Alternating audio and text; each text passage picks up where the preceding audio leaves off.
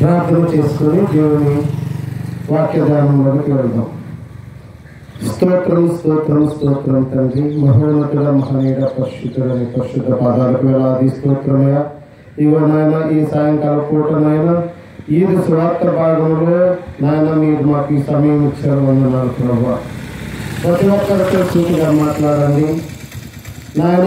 మీరు చెప్పబోయే వాక్యము ప్రతి హృదయంలో కలిగించి సత్యం వైపు తిరుగులాగా సహాయం దయచేయమని, మీరు మాతో మాట్లాడి నీ నిత్య రాజ్యమును పొందుకునే భాగ్యమును దయచేయమని యేసు శ్రేష్టమైన నామములో ప్రార్థన అడిగి పొందుకున్నాము తండ్రి, ఆమేన్. ప్రియ సహోదరి సహోదరులారా, ఈరోజు వాక్య ధ్యానము యోహాను రాసిన 2వ పత్రిక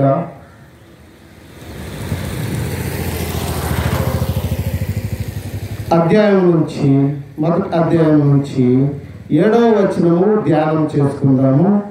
ఎందుకంటే జాగ్రత్తగా వినండి, ఈ వాక్యమును అంగీకరించే వారికే ఈ వాక్యము, దేవుని పట్ల భయభక్తులు కలిగే వారికే ఈ వాక్యము. ప్రతి ఒక్కరు గమనించండి, యేసుక్రీస్తు ఏమై ఉన్నాడు, యేసుక్రీస్తు లోకమునకు ఎలా వచ్చి ఉన్నాడు, ఎందుకు వచ్చి ఉన్నాడు అన్నది చాలామంది విశ్వాసులు కానీ బోధించేవారు కానీ తప్పుదోవలో అర్థం చేసుకుంటున్నారు. దేవుడు కనుక శిలువ మోసాడు, మోయగలిగాడు, దేవుడు కనుక 40 రోజులు ఏమీ తినకుండా ఉపవాసం చేశాడు అని చనిపోయిన వారిని లేపారు, అద్భుత కార్యములు చేశారు. దేవుడు కాకపోతే ఎవరు చేస్తారు? దేవుని శక్తి లేకపోతే ఏమవుద్ది? ఆయన దేవుడే, ఏదో శరీరధారిగా వచ్చాడు అని చాలామంది వక్రీకరంగా ఆలోచిస్తున్నారు. యేసుక్రీస్తు తండ్రి అయిన దేవుడు ఏం చెప్పాడంటే, మానవునిగా జన్మిస్తాడు, కన్య గర్భమున పుడతాడని తెలియపరిచారు. గనుక ఆ విధముగానే మానవునిగా జన్మించి ఈ లోకంలో ఉన్నంతకాలము స్వచ్ఛమైన మానవ శరీరము 100% ఆయన ధరించి ఈ లోకంలో ఉన్నంతకాలము సేవ చేస్తూ దేవుని పట్ల ఆయన ఎందుకు పంపించాడో అది నెరవేర్చి తండ్రి దగ్గరకు కొనుక్కోబడ్డాడు. అది మనము ఆ వాక్యమును మనము నోటితో మనము రెఫరెన్స్ లేకుండా చెప్తే చాలామంది ఎవరు బైబిల్లో అనేకమైన చోట్ల ఉన్నది, కానీ ఎందుకని మరి వారికి అర్థము కాదు, నాకైతే తెలియదు. కానీ దేవుడు ఏ విధముగా లోకానికి వచ్చాడన్నది మనము తెలుసుకుందాము. యోహాను రాసిన 2వ పత్రిక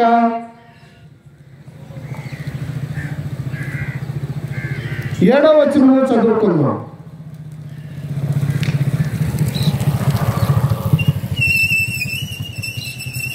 యోహాను రాసిన 2వ పత్రిక 1వ అధ్యాయము 7వ వచనము చదువుతున్నాను. క్రీస్తు యేసు శరీరధారి అయి వచ్చనని ఒప్పుకొనని వంచకులు అనేకులు లోకములో బయలుదేరి ఉన్నారు. మరి ఒకసారి చదువుతున్నాను. యేసుక్రీస్తు శరీరధారి అయి వచ్చనని ఒప్పుకొనని వంచకులు అనేకులు లోకములో బయలుదేరి ఉన్నారు. అట్టివాడే వంచకుడును క్రీస్తు విరోధినై ఉన్నాడు. మేము మీ మధ్యను నెరవేర్చిన కార్యములను చెడగొట్టుకొనక మీరు పూర్ణ ఫలము పొందినట్లు జాగ్రత్తగా చూసుకొనుడి. క్రీస్తు బోధ యందు నిలిచి ఉండక దానిని విడిచి ముందుకు సాగు ప్రతివాడును దేవుని అంగీకరింపనివాడు. ప్రియ సహోదరులారా, ఈ వాక్యమును మరి ఎందుకు ప్రత్యేకంగా చెప్పవలసి వస్తుందంటే, యేసుక్రీస్తు దేవుని శక్తితోనే దేవుడుగానే ఈ లోకంలో కార్యాలు చేశాడని చాలామంది విశ్వాసులు అనుకుంటున్నారు, బోధించే వాళ్ళు అనుకుంటున్నారు. నాతో కూడా వాదన చేసి నన్ను యేసుక్రీస్తు శరీరధారి అయి వచ్చాడు, శరీరముతోనే ఈ కార్యము చేశాడని చెప్తే నన్ను వేరే రకంగా అర్థం చేసుకుని యేసుక్రీస్తు దేవుడు కాడంటున్నాడు, మనిషి అంటున్నాడని వక్ర మాటలు చెప్పిన వారు కూడా ఈ గ్రామంలోనే ఉన్నారు. గనుక ఈ వాక్యమును చదివి వాళ్ళకి తెలియపరుస్తున్నాను. యేసుక్రీస్తు శరీరధారి అయి వచ్చనని ఒప్పుకొనని వంచకులు అనేకులు లోకంలో బయలుదేరి ఉన్నారు. అట్టివాడే వంచకులు క్రీస్తు విరోధినై ఉన్నారు. దేవుడు తేటగా ఇలాంటి వారు ఉంటారనే ఈ వాక్యమును మరి సూటుగా తెలియపరుస్తున్నాడు. ప్రియ సహోదరి సహోదరులారా, మనము గ్రహించాల్సినది ఏంటంటే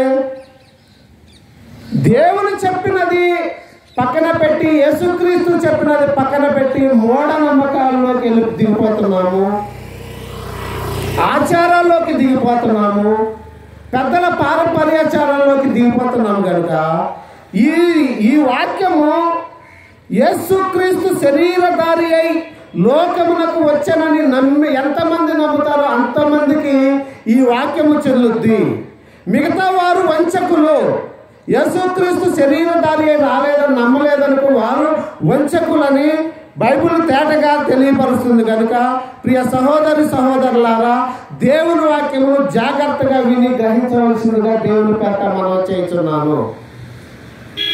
మరి వాక్యమును అర్థం చేసుకోవాలి. ఎక్కడో వినేసి ఇదే వాక్యము అని అనుకోవద్దు, సీనియర్లు చెప్తేనే వాక్యం అని అనుకోవద్దు.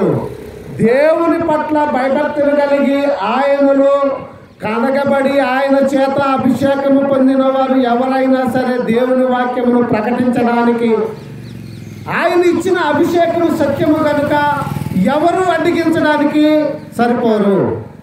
కొంతమంది అయితే ఏం చేస్తున్నారంటే దేవుని వాక్యమును ప్రకటించేవారు ఉన్నారు, ఇంటింటికి వెళ్ళి ప్రార్థన చేసేవారు ఉంటే సరే ఈ ఊర్లో పరిచర్య చేసి ఏరే ఊరికి మారిపోయి వెళ్ళిపోతే వారిని పిలుచుకుంటే ఇదిగో పలానోళ్ళు ఆయన పిలుచుకుని మన సంఘాన్ని చెడగొడుతున్నారు అని చెప్తున్నారు.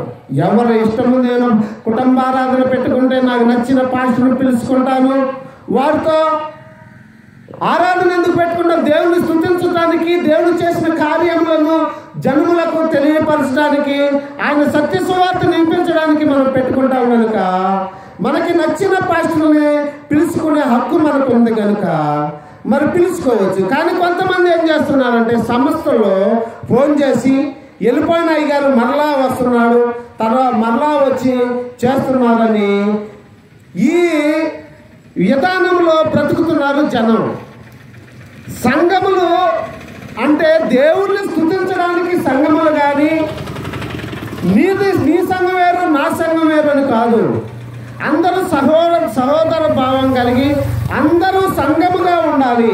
సంఘం అనగా దేవుని సమాజ మందిరము, దేవుణ్ణి తెలుసుకుంటా కోసం వెళ్ళేది కనుక అందరూ ఎవరైనా దేవుని సంఘంలోకి వెళ్తే దేవుణ్ణి తెలుసుకుంటా కోసం వెళ్తున్నారు కనుక, దేవుని ప్రకటిస్తున్నారు కనుక వారు మన గృహ దర్శనాలకు వచ్చినప్పుడు ఏ అయ్యగారైనా వచ్చి మనకి ఇష్టం ఉంటే ఏ అయ్యగారినైనా పిలుచుకుని ప్రార్థన చేయించుకోవచ్చు. కానీ మన గ్రామంలో దౌర్భాగ్యం ఏంటంటే కట్టుబాటులు.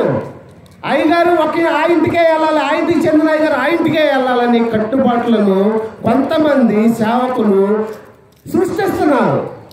ఎంత దౌర్భాగ్యం అండి ఇది. నాకు ఒక పాస్టర్ గారు వెళ్తుంటే నేను ప్రార్థన చేయించుకోవాలని పిలిపించుకుంటే మీరు మా పిల్లల దగ్గరికి, మా విశ్వాసుల దగ్గరికి వెళ్ళకూడదు అని కంప్లైంట్లు. ఇదా నేర్పేది? ఇదా మీకు బైబిల్ నేర్పేది? ఇదేనా మీ వాక్య ఉపదేశము? ప్రార్థన చేయించుకుంటే తప్ప, పాస్టర్ల ద్వారా ప్రార్థన చేయించుకోవడం తప్ప.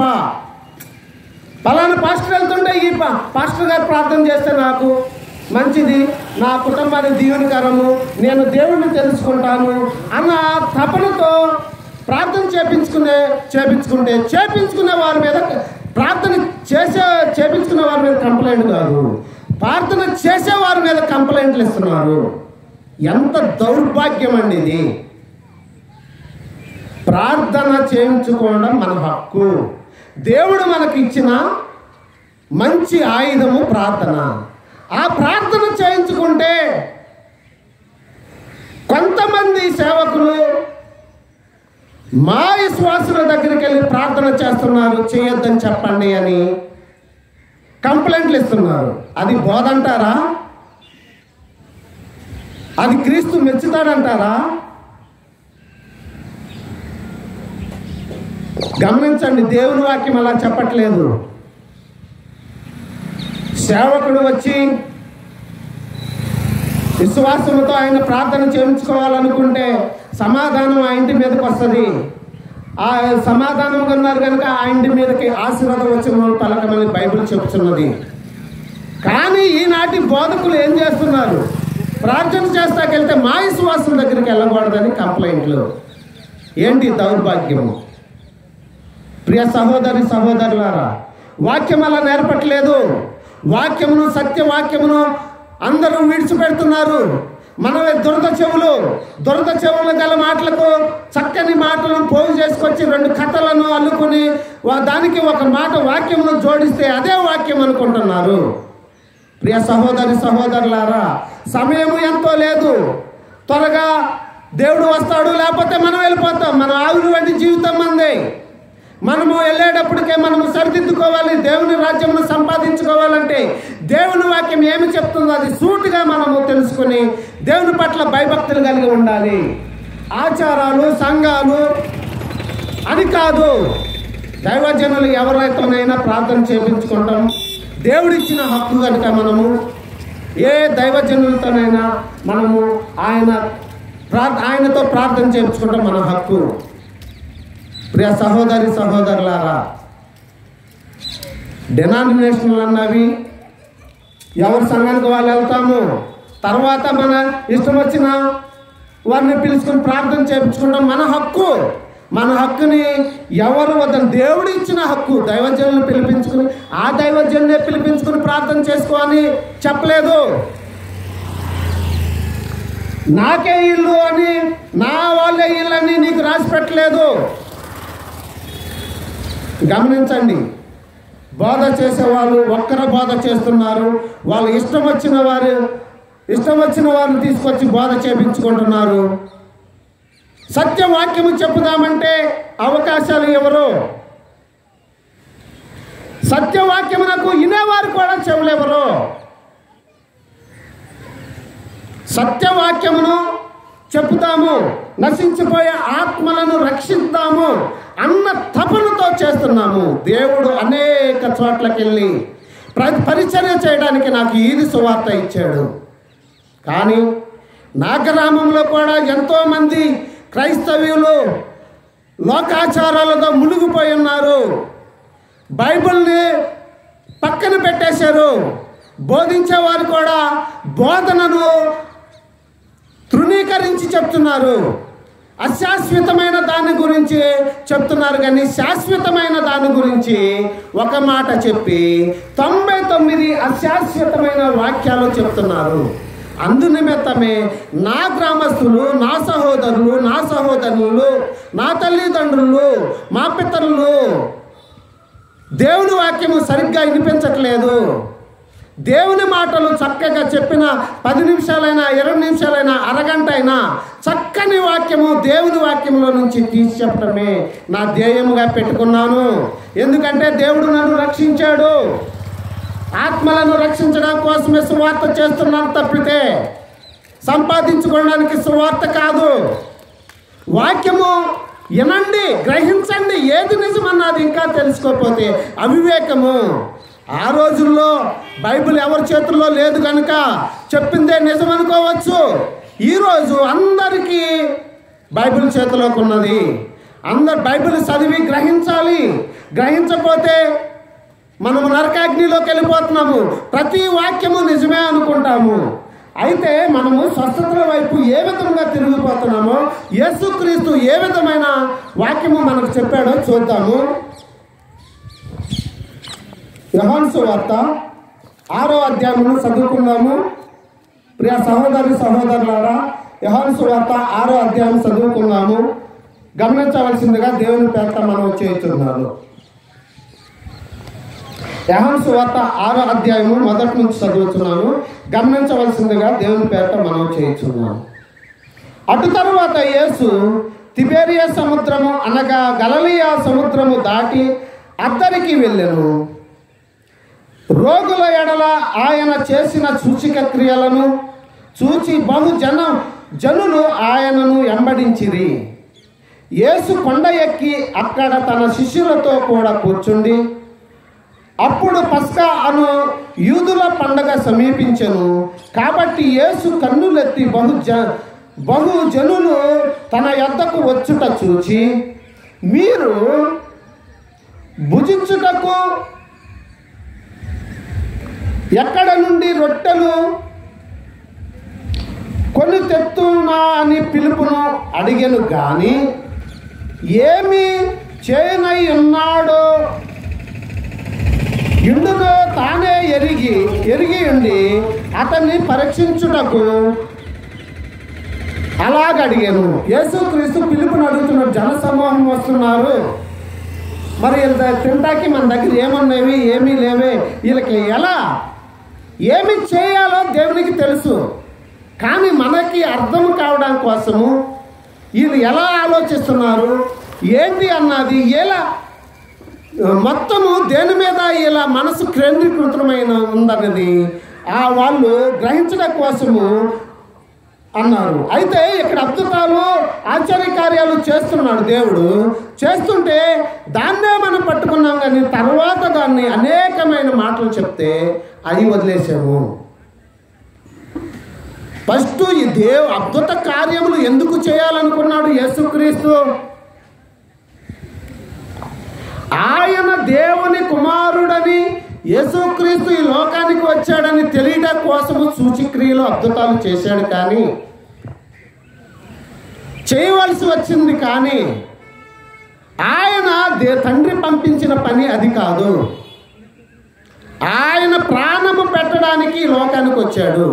ఆయన ప్రాణము పెట్టి మన ప్రాణములను కాపాడడానికి, మన ఆత్మను కాపాడడానికి, మన ఆత్మ నరకగుండంలోకి వెళ్లకుండా నిత్య రాజ్యం వైపు తిప్పడానికి ఆయన ఈ లోకానికి వచ్చి చనిపోవలసిన వాడై ఉన్నాడు. కనుక ఈ విషయము నేను దేవుని కుమారుని దేవుని దగ్గరికి వచ్చానని తెలియటం కోసము కొన్ని సూచక క్రియలు చేశాడు. కానీ ఎన్ని సూచక్రియలు చేశాడంటే, సూచక క్రియలే ఇంపార్టెంట్ అయితే ఎన్ని సూచక్రియలు చేశాడో అది కూడా చూద్దాము. యోహాను సువార్త 21వ అధ్యాయము 25వ వచనం చదువుతున్నాను. యేసు చేసిన కార్యములు ఇంకాను అనేకములు కలవు. వాటిలో ప్రతి దానిని వివరించి రాసిన ఎడల అట్లు రాయబడిన గ్రంథమునకు భూలోకమైనను చాలదని నాకు తోచుచున్నది.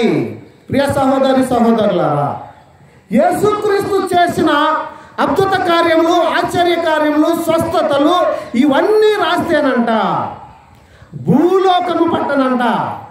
అంత బైబిల్ తయారవుద్ది. అంటే భూలోకము పట్టదు అంటే భూలోకము పట్టనంత జనము లేరు. గమనించాలి ప్రియ సహోదరి సహోదరులారా, భూలోకము చాలంత జనం అప్పుడు లేరు, ఇప్పుడు లేరు. భూలోకము చాలా ఉన్నది, కానీ భూలోకము పట్టదని ఉంది. అంటే ఒక్కొక్కరికి ఎన్నిసార్లు స్వస్థతలు చేశాడు అన్నది మనము జ్ఞాపకం చేసుకోవాలి. దేవుడు స్వస్థత వలన నీకేమి జరుగుద్ది, నీకు ఏమి వరుగుద్ది, స్వస్థత వలన నీకు ఏమి ఫలము వస్తుంది అన్నది మనం గమనించకుండా వారమై ఉన్నాము. స్వస్థతల దగ్గర కుంటి వారం అయిపోయి ఉన్నాము, మరుగుజ్జులం అయిపోయి ఉన్నాము. స్వస్థత దేవుడు అనుకుంటున్నాము, స్వస్థత దేవుని ప్రార్థన అనుకుంటున్నాము, స్వస్థత దేవుని స్తుతించడం అనుకుంటున్నాము, కార్యం జరిగితే దేవుడు ఎక్కడున్నాడు అనుకుంటున్నాము. కానీ ఆయన స్వస్థత చేసిన కార్యాలు రాస్తే భూలోకము పట్టదంట. మరి అంతమంది ఏమైపోయారు? ప్రియ సహోదరి సహోదరులారా, చూడండి, ఈ అంతా మనకు తెలిసిందే కనుక 5 రొట్టెలు 2 చేపలు అద్భుత కార్యాలు చేశాడు. చేసిన తర్వాత వాళ్ళందరూ తృప్తి పొందిన తర్వాత 12 గంపల్లో ఎత్తారని లేఖనం చెప్తున్నది. వేల మంది ఉన్నారు కనుక ఇలా చేస్తున్నాడు కనుక జనులు ఏమనుకుంటున్నారంటే ప్రభువుని దేవుణ్ణి ఏ విధముగా ఈ మనుసుకోవాలని చూస్తున్నారంటే రాజుగా చేయడానికి ఈయన్ని రాజును చేస్తే బాగుంటుంది, యేసుక్రీస్తును రాజుగా చేస్తే బాగుంటుంది, మనము పనికెళ్ళవసరం లేదు, మనకు అనారోగ్యం వస్తే ఉచితంగా చేస్తున్నాడు, మనకు ఆకలేస్తే అద్భుత కార్యాలు చేసి 5 రొట్టెలను 2 చేపలను అద్భుతంగా మనకు ఆహారంగా పెడుతున్నాడు. ఇలాంటి వారిని పెడితే మనము పనికెళ్ళవసరంలా, ఏం చేయవసరంలా, ఈయన మనకు ఆహారం ఇస్తున్నాడు గనుక ఈయన్ని రాజుగా చేద్దామని జనములు వచ్చారంట. అయితే దేవుడు అది గ్రహించి ఏం చేస్తున్నాడో చూద్దాము. యోహాను సువార్త 6వ అధ్యాయము 15వ వచనము చదువుతున్నాం. రాజుగా చేయుటకు వారు వచ్చి తన్ను బలవంతముగా పట్టుకొని పోవచ్చున్నారని యేసు ఎరిగి మరలా కొండకు ఒంటిగా వెళ్ళాను. యేసుక్రీస్తు నీ రాజుగా చేయాలని జన సమూహము తండోపతండోపంగా వస్తున్నారంట. ఎందుకంటే ఈయన అద్భుతాలు చేస్తున్నాడు, సూచక్రియలు చేస్తున్నాడు. ఏ రోగం వచ్చినా ఆకలంటే మన్నాన్ని కురిపించేస్తున్నాడు, కూరల్ని ఇస్తున్నాడు, ఆకలంటే రొట్టెల్ని ఆహారంగా చేస్తున్నాడు, చేపల్ని ఆహారంగా చేస్తున్నాడు. అనారోగ్యం అంటే హాస్పిటల్కి వెళ్ళకుండా, ఔషధాలు తీసుకోకుండా స్వస్థత జరుపుతున్నాడు కనుక ఈయన్ని రాజుగా చేద్దామని వాళ్ళు అనుకుని యేసుక్రీస్తు అక్కడి నుంచి వెళ్ళిపోతే శిష్యులు వెళ్ళారు, యేసుక్రీస్తు వెళ్ళలేదని ఎక్కడ ఉన్నాడని ఎనుగుచు మరునాడు 22వ వచనం చదువుతున్నాం. మరునాడు సముద్రపు అద్దరి నిలిచి జన సమూహము వచ్చి చూడగా ఒక చిన్న దోణి తప్ప అక్కడ మరి ఒకటి లేదనియు యేసు తన శిష్యులతో కూడా దోణి ఎక్కి లేదని దోణి ఎక్కలేదు కానీ ఆయన శిష్యులు మాత్రమే వెళ్ళిరని తెలుసుకుంది. అయితే ప్రభువు కృతజ్ఞతాస్తుతులు చెల్లించినప్పుడు వారు రొట్టె భుజించిన చోటునకు దగ్గరనున్న తిబెరియా నుండి వేరే చిన్న దోణులు వచ్చాను. కాబట్టి యేసును ఆయన శిష్యులు అక్కడ లేకపోవట జనసమూహము చూసినప్పుడు వారు చిన్న దోణి ఎక్కి యేసును వెదుకుచు కపెర్నహూమునకు వచ్చింది. సముద్రపు అద్దరిని ఆయనను కనుగొని బోధకుడా నీవెప్పుడు ఎక్కడికి వచ్చితివని అడుగగా యేసు అక్కడ వీళ్ళు జనసమూహం ఎందుకు ఎదుగుతున్నారంట, ఇంకా సూచక్రియలు, అద్భుతాలు, ఆశ్చర్యకార్యాలు ఇవన్నీ చూడడానికి, రాజును చేయడానికి వస్తున్నారని ఎరిగి యేసు వారిని మనమైతే ఈ సమాజంలో ఏమనుకుంటామంటే అయ్యా నీకోసం 24 గంటల నుంచి తిరుగుతున్నానయ్యా, నాకు రెస్ట్ లేకుండా తిరుగుతున్నానయ్య అంటే మనమైతే ఏమంటాం, అయ్యో అలా జరిగిందా పాపం, ఎంత శ్రమ ఉందా, నాకు పోనున్న చేయొచ్చుగా అన్నట్లు మనం మాట్లాడతాం. అయితే యేసుక్రీస్తు అంటున్నాడు, అయ్యా నీ కోసం అక్కడ తిరిగాము, ఎక్కడ తిరిగాము, ఆ సముద్రము దగ్గర తిరిగాము, ఈ సముద్రం తరపున తిరిగాము, మరి మీరు అక్కడికి శిష్యులు తెలవలేదు, మరి నువ్వు ఇక్కడికి ఎలా వచ్చావు, నీ కోసం తిరిగి అలసిపోయావు అన్నట్టు చెప్తుంటే అప్పుడు యేసుక్రీస్తు ఏమంటున్నాడు, మీరు సూచనలను చూచుట వలన కాదు కానీ రొట్టెలు భుజించి తృప్తి పొందుట వలనే నన్ను వెతుకుతున్నారని మీతో నిశ్చయముగా చెప్పుచున్నాను. ప్రియ సహోదరులారా, ఇది జాగ్రత్తగా వినండి. రొట్టెలను భుజించి తృప్తి పొందుట వలనే నన్ను వెతుకుచున్నారని మీతో నిశ్చయముగా చెప్పుచున్నాను. క్షయమైన ఆహారము కొరకు కష్టపడకుడి కానీ నిత్య జీవము కలుగు చేయు అక్షయమైన ఆహారము కొరకే కష్టపడుడి. మనుష్య కుమారుడు దానిని మీకిచ్చును. ఇందుకై తండ్రి అయిన దేవుడు ఆయనకు ముద్ర వేసి ఉన్నాడని చెప్పాము. దేవునికి ఏ విధముగా, యేసుక్రీస్తుకి ఏ విధమైన ముద్ర వేస్తుందంటే నిత్య జీవము కలగజేయు అక్షయమైన ఆహారము కొరకే కష్టపడి కానీ, అంటే నిత్య జీవమును కలుగజేసే ఆహారాన్ని ఇస్తా కోసమే వచ్చాడు కానీ క్షయమైన ఆహారము కొరకు కష్టపడుకుడి. క్షయమైన ఆహారం అంటే ఏంటి? క్షయమైన ఆహారం అంటే అద్భుతాలు, సూచిక క్రియలు. ఈ రోజులో మరీ దారుణంగా పరిశుద్ధాత్ముడు అత్తిపండులో ఉన్నాడు.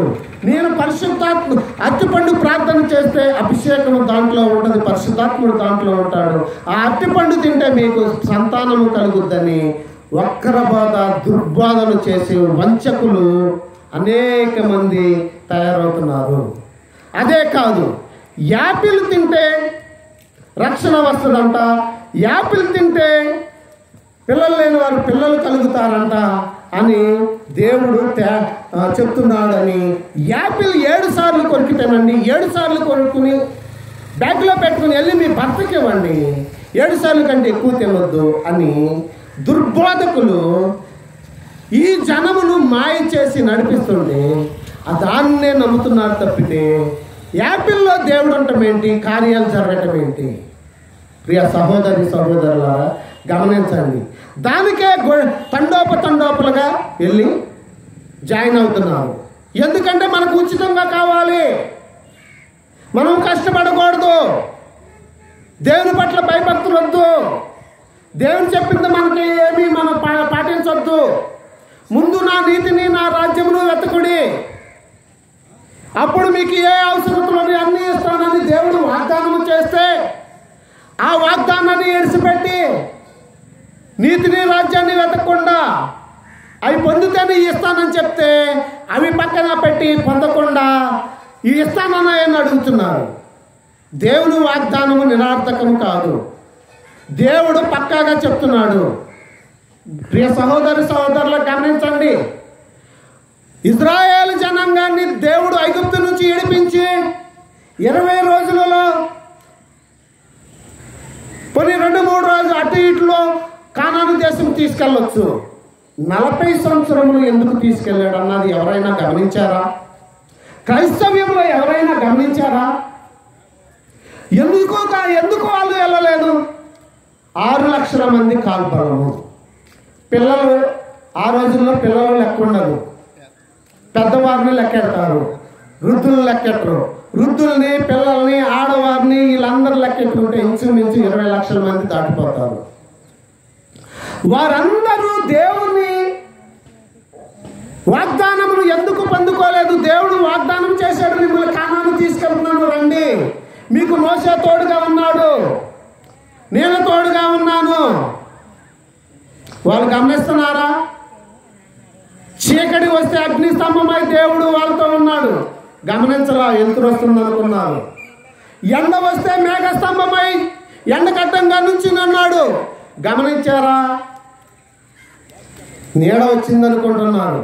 ఇన్ని అద్భుతాలు వాళ్ళ ముందు చేస్తే 40 సంవత్సరములు అద్భుతములు చేస్తే ఎవరు తెలుసుకున్నారు? అంత శూన్యము, ఎవరూ బ్రతకలేదు.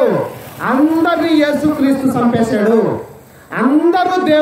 అందరినీ దేవుడు చంపేశాడు. అరణ్యంలో కానాను దేశం వెళ్ళకుండా అందరినీ బయలుదేరిన వారిలో 2 తప్ప మిగతా వారందరూ దేవుడే వారిని చంపేశాడు. ఎందుకు చంపారు? తిన్నది అరక్క, ఉచితంగా అలసట లేకుండా భోజనం పెడుతున్నాడు, కష్టపడకుండా భోజనం పెడుతున్నాడు కనుక చదువుకున్నారు, కొవ్వెక్కి కొట్టుకున్నారు. అందుకనే దేవుడు ఎవరెవరు చనుకున్నారో వాళ్ళందరినీ సంహారం చేశాడు. ఇంకా వ్యభిచారం చేశారంట. వాళ్ళ సర్పం అనేక విధములుగా ఖడ్గము చేత, సర్పము చేత, నానా విధములైన చంపేశాడు దేవుడు. ఎందుకు చంపేశాడు వాళ్ళని? కానాను చేస్తానన్నాడు, కానాను దేశం ఇస్తానని వాగ్దానం చేశాడు. నా పట్ల భయభక్తులు కలిగి ఉండండి, మీరు నాకు ప్రార్థన చేశారు కనుక, నాకు మొర్ర పెట్టారు కనుక మీకు కానాను దేశం ఇస్తాను అని వాగ్దానం చేస్తే వీళ్ళు ఏం చేస్తున్నారు? ఉచితంగా అన్నీ ఇస్తున్నాడు కనుక ఉచితంగా నీరిస్తున్నారు. బట్టల మాయవు, చెప్పులు అరగవు. వాళ్ళకి ఆ దాహం అయితే బండ ఎంబడిస్తుంది, క్రీస్తు ఎంబడిస్తున్నాడు, నీరిస్తున్నాడు. 40 సంవత్సరముల అద్భుతములు చూశారు ఎవరైనా. కాలేబు, యెహోషువ తప్ప ఎవరైనా కానాను దేశం వెళ్ళారా? బయలుదేరిన వారిలో ప్రియ సహోదరి సహోదరుల, వారైనా ఎందుకు వెళ్ళారంటే కాలేబు, యెహోషువ దేవుణ్ణి చూశారు, దేవుని ఆజ్ఞను గ్రహించారు, దేవుని ఆజ్ఞను విన్నారు, మనుషుల మీద ఆధారపడలేదు. ప్రియ సహోదరి సహోదరుల, గమనించండి, ఈనాటి స్వస్థతలు కూడా, ఈనాటి అద్భుతాలు కూడా, ఈనాటి ఆశ్చర్య కార్యాలు కూడా అలాంటివే. వాటి వైపు చూస్తారా? సస్తారు. చావడం అంటే మరణం వస్తుంది. మరణము తర్వాత మీకు పునరుద్ధానం ఉండదు, నరకానికి వెళ్ళిపోతారు. దేవుని వాగ్దానం విన్నారా? దేవుని మాట విన్నారా? పరలోక రాజ్యంలో ప్రసాదింపచేస్తాడు. ఆయనతో పాటు మనల్ని పునరుద్ధానం దినమందు మనల్ని లేపుతాడు. ఇవి క్షయమైనవి, స్వస్థతలు అనేది క్షయమైనవి. దేవుడే చెప్తున్నాడు. ఎందుకు చేయాల్సి వచ్చింది? ఆయన దేవుని కుమారుడని మహిమపరచడం తెలుసుకోవడం, జనాలు తెలుసుకోవాలని చేశాడు. కానీ అది ఆయన పని కాదు. ఆయన పని అంట నిత్య జీవము ఇస్తాడా ఇవ్వడానికే తండ్రి ఆయన్ని పంపించాడంట. ప్రియ సహోదరి సహోదరులారా, గమనించండి, దేవుని వాక్యము తేటగా తెలియపరుస్తుంది.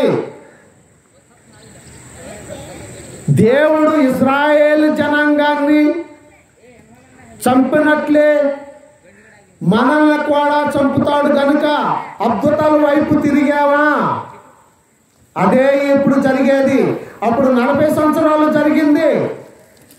అప్పుడు మోసే నడిపించాడు. ఇప్పుడైతే మనకు అందరికి బైబిల్ ఉంది, బైబిల్ నడిపిస్తుంది కనుక అప్పుడు మోసే చెప్పింది వినలేదు, ఇప్పుడు బైబిల్ ఉంది, బైబిల్ చెప్పినది వినట్లేదు. మనము బైబిల్ ఏం చెప్పిందో అదే వినాలి. కానీ కొంతమంది దొంగలు, వంచకులు దుర్బోధ చేస్తూ ఈ సూచక క్రియలను, ఈ అద్భుతాలను, ఆశ్చర్య కార్యాలని చూపించి మీ దగ్గర లాభము పొందుకోవాలని వారు సంపాదించుకోవడానికి తప్పుడు సువార్త చేస్తుంటే మనం గమనించలేకపోతున్నాము. ఎందుకు గమనించలేకపోతున్నామంటే మనము బైబిల్ చదవము, వింటాము, జ్ఞానులు అనుకుంటాము. విన్నంత మాత్రం తెలియదు ఏది మంచి చెప్తున్నారు, ఏది చెడు చెప్తున్నారు అన్నది మనము బైబిల్ చదివితేనే అర్థమవుతుంది. కనుక ప్రతి ఒక్కరూ బైబిల్ తెలుసుకుని వాక్యానుసారము నడుచుకోవాలి. ఇక్కడ దేవుడు క్లియర్గా చెప్తున్నాడు, క్షయమైన ఆహారము కొరకు కష్టపడకుడి కానీ నిత్య జీవము కలుగు చేయు. అక్షయమైన ఆహారము కొరకు కష్టపడుడి, అక్షయమైన ఆహారము కొరకు కష్టపడుడి అని చెప్తున్నాడు. మనుష్య కుమారుడు దాన్ని మీకు ఇచ్చును, ఎందుకై తండ్రి అయిన దేవుడు ఆయనకు ముద్ర వేసి ఉన్నాడని చెప్పాను. 28వ వచనం, వారు మేము దేవుని క్రియలు జరిగించుటకు ఏమి చేయవలెనని ఆయనను అడగగా యేసు ఆయన పంపిన వాని యందు మీరు విశ్వాసం ఉంచుటయే దేవుని క్రియ అని వారితో చెప్పాను. మనం ఏం చేస్తున్నాము? కార్యాలు జరుగుతాయంటే ఆయన యందు విశ్వాసం ఉంచుతున్నాము. ఆర్థిక బాధలు అంటే అతని యందు విశ్వాసం ఉంచుతున్నాము. కుటుంబ సమస్యలు అంటే అతని యందు విశ్వాసం ఉంచుతున్నాము. పిల్లలు లేరా, రా నా దగ్గరికంటే అతని దగ్గరికి వెళ్ళి విశ్వాసం ఉంచుతున్నాము. దేవుడు ఎక్కడ? దేవుడే చేశాడు చూసి క్రియలు, అద్భుతాలు చేసి. ఇవి తాత్కాలికము, ఇవి మీకు పనికిరావు, ఇవి క్షయమైనవి, నశించిపోతావి. ఇవి తింటారా మీకు నశించిపోతే కానీ రక్షణ ఉండదు. నన్ను తినండి, నా శరీరమును తినండి, నా రక్తమును తాగండి, మీకు నిత్య జీవము దొరుకుద్దని చెప్తుంటే మనమేం చేస్తున్నాం? బైబిల్ ప్రతి ఒక్కరి చేతిలోకి వచ్చింది. ఒక్కల బాధ చేసే వాళ్ళ మాటలు ఎందుకు వింటున్నారు? అర్థం కావట్లేదా? నిత్య జీవము కావాలా? క్షయమైనది కావాలా? క్షయమైనది అద్భుతాల్లో రక్షణ ఉండదు, పరలోక రాజ్యము రాదు. ధనమిచ్చి దేవుని రాజ్యమును కొనలేము. ప్రియ సహోదరి సహోదరులారా వినండి, సర్వ సృష్టికి వెళ్ళి సువార్త ప్రకటించమన్నాడు. నమ్మిన వారికి బాప్తిసమేమన్నాడు, నమ్మిన వారికి శిక్ష విధింపబడును. కరాఖండిగా దేవుడు ఆజ్ఞ ఇచ్చి పంపించాడు. సర్వ సృష్టికి వెళ్ళమన్నాడు, సువార్త ప్రకటించమన్నాడు. సువార్తకు వచ్చిన వారిని స్వస్థత చేయమన్నాడు తప్పితే స్వస్థతను ప్రకటించమనలా. నా దగ్గర రండి స్వస్థతను చెప్పమనలా. సర్వ సృష్టికి వెళ్ళి సువార్తను ప్రకటించమంటే మనమేం చేస్తున్నాము? తుచ్చమైన అభిలాష కోసము పరిగెడుతున్నాము. ప్రియ సహోదరి సహోదరులారా, అద్భుతాల వైపు ఏమీ లేదు, మిమ్మల్ని మాయ పెడుతున్నారు. గమనించండి, ఇజ్రాయేలు జనం 40 సంవత్సరాలు మనము దేవుడు తెలుసుకోకుండా ఎన్ని సంవత్సరాలు వెళ్ళినా చనిపోయే వారమయ్యే ఉన్నాము తప్పితే దేవుని రాజ్యమును స్వతంత్రించుకునేవారుగా లేము. అద్భుతాలు వదిలిపెట్టండి. దేవుని ఆశ్చర్యమైన కార్యములు మన పట్ల చేయడానికి ముందు ఆయన నీతిని, ఆయన రాజ్యాన్ని వెతకండి, అప్పుడు ఇవన్నీ దొరుకుతాయి అని చెప్తున్నాడు. నిత్య రాజ్యము సంపాదించుకోవాలంటే ఆయనే నిత్య రాజ్యము, ఆయనే జీవమై ఉన్నాడు.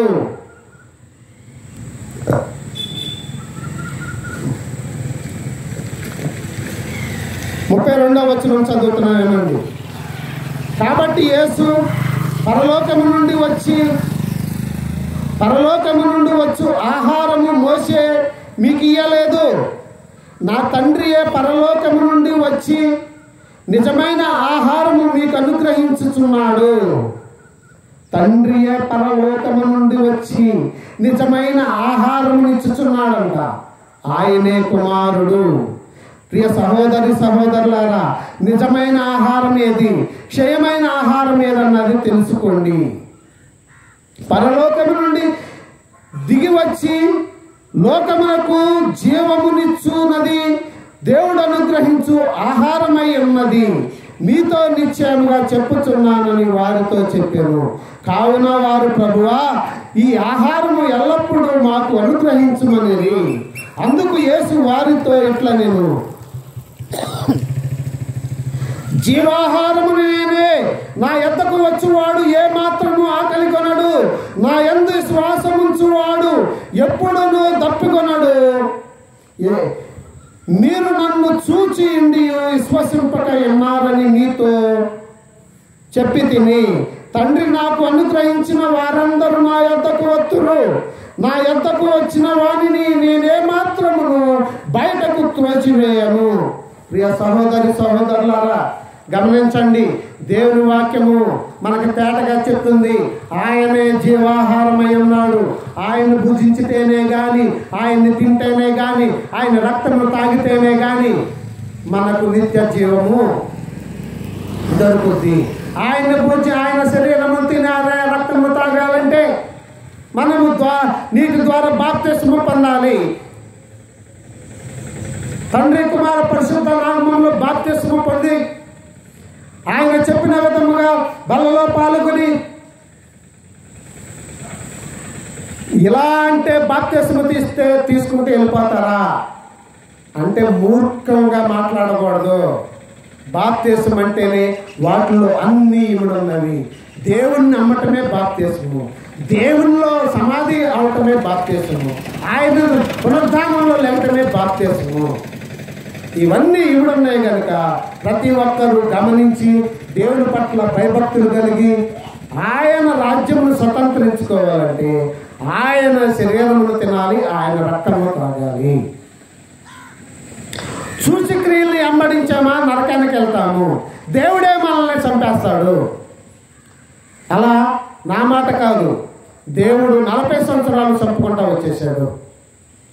ఇశ్రాయేలు జనాంగాన్ని ఇద్దరు బయలుదేరిన వాళ్ళు ఇద్దరే వెళ్ళారు కానాను దేశము. వినకపోతే ఎవరినైనా నిన్న నేడు ఏకరీతిగా ఉండే దేవుడు, మారని దేవుడు, మాట తప్పని దేవుడు. గనుక ప్రియ సహోదరి సహోదరులారా, ఏదో ఆటకాయితనంగా అందరూ వెళ్తున్నారులే నేను వెళ్తున్నాను అంటే కుదరదు. దేవుడు అవునంటే అవును, కాదంటే కాదు అన్నట్లు ఉండాలి. దేవుని మాటల తూచా తప్పకుండా పాటించాలి. ఆయన ఆజ్ఞను మనము గైకొనాలి. ఆయన ఆజ్ఞను గైకుంటేనే దేవుని రాజ్యమును మనం స్వతంత్రించుకుంటాము. ఏదో అక్కడ అది ఉంది, ఎక్కడ ఇది ఉందని పరిగెత్తారా, దానివల్ల ఏమీ లేదు. కనుక ప్రియ సహోదరి సహోదరుల గమనించండి, దేవుని పట్ల భయభక్తులు కలిగి ఉండండి, ఆయన త్రోవలో నడవండి, నిత్య రాజ్యం ఇస్తాడు. మన కుటుంబము కట్టబడద్ది, మన పిల్లలను దేవుని రాజ్యంలో మనం చూస్తామని దేవుడు వాగ్దానం చేశాడు. ప్రియ సహోదరులారా, ముగించే ముందు మరొకసారి చెప్తున్నాను, ప్రార్థన చేయడానికి ఏ దైవజనుడైనా మనం పిలుచుకోవడానికి మన హక్కు ఉంది. మీరు వెళ్ళొద్దు, మా విశ్వాసం దగ్గరికి మీరు వెళ్ళొద్దు, మా విశ్వాసం దగ్గరికి నేనే వెళ్తానని కంప్లైంట్లు చేయవసరం లేదు. ఎవరైనా సరే దేవుని వెంబడించేవారు వెళ్తున్నప్పుడు కోరిక కలిగి ఆయన ప్రార్థన చేస్తే మంచి విశ్వాసం నాలో పెరుగుతున్న విశ్వాసం గలవారు ఏ దైవజనులతోనైనా ప్రార్థన చేసుకోవచ్చు, ప్రార్థన చేయించుకోవచ్చు. కనుక కొంతమంది దుర్బోధలు చేస్తున్నారు. కనుక ఎవరి మీద నాకు కోపం లేదు, దుర్బోధ ఎవరు చేసినా కానీ వారిని ఖండిస్తాను. దుర్బోధ ఎవరు ఎంత పెద్దవాడైనా చిన్నవాడైనా లెక్క చేయను. నా దేవుడు చెప్పిన వాక్యమును చూపించి ఇది దుర్బోధని చెప్పి వారిని ఖండిస్తాను. వారు ఎంత వయస్కులైనా అవ్వచ్చు, నడు వయస్కులైనా అవ్వచ్చు, చిన్నవారైనా అవ్వచ్చు, దేవుని పట్ల దేవుడు చెప్పిన కార్యమును చెప్తున్నారా, ఉన్నట్లు సత్యవాక్యం చెప్తున్నారా, సత్యవాక్యం చెప్తున్నారు అని చెప్తారు. దొంగ వాక్యం చెప్తున్నారా, మన కల్పనా వాక్యం వైపు మనల్ని తిప్పుతున్నారా, వారు దొంగ